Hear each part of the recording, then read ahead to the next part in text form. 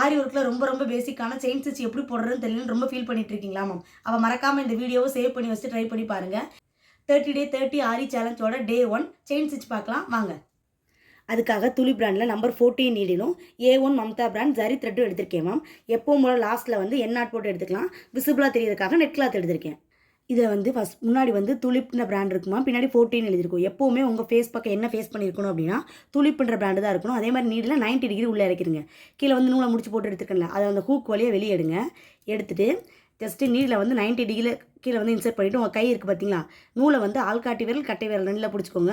Just right to left சுற்றினீங்கன்னா மேலே needle thread வராது. அதுக்கு ரைட் லெஃப்ட் அவ்வளோதான். லாக்லேருந்து அந்த த்ரெட் வெளியே திருப்பி பாருங்களேன்.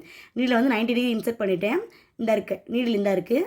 இந்த த்ரெட்டு வந்து இந்த த்ரெட்டை ரைட் டு லெஃப்ட் சுற்றிட்டேன். மேலே இழுக்கும் போது வராதப்ப நீடில் பாருங்களேன், ரைட் லெஃப்ட் 2 தடவை ரொட்டேட் பண்ணணும். திரும்ப இன்சர்ட் பண்ணுறேன், கீழே ரைட் டு லெஃப்ட் நூலை சுற்றுறேன். மேலே இழுக்கும் போது வராதப்ப லைட் லெஃப்ட். ஸ்டார்டிங்கில் போடும்போது இந்த மாதிரி கிராஸ் வைஸாக போகும். அதே மாதிரி ஒரு ஸ்டிச் வந்து குட்டியாக இருக்கும், ஒரு ஸ்டிச் வந்து ரொம்ப லென்த்தாக போகும். இது மாதிரி நிறைய இஷ்யூஸ் இருக்கும். ஆனால் நீங்கள் ரெகுலராக அப்படியே ப்ராக்டிஸ் பண்ணிட்டு இருந்தீங்கன்னா உங்களுக்கு பார்க்குறதுக்கு சூப்பராக இருக்கும் மேம்.